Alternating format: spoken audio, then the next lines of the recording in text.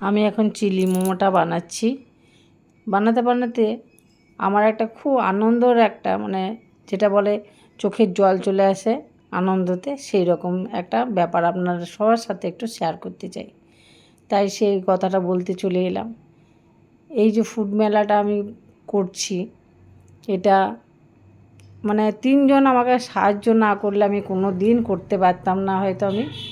হয়তো উপরওয়ালা ভগবানই এটা আমার সাথে তাদেরকে জুড়িয়ে দিয়েছে।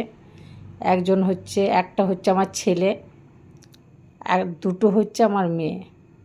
ওরা আমার পাশে না থাকলে আমি কোনো দিন করতে পারতাম না।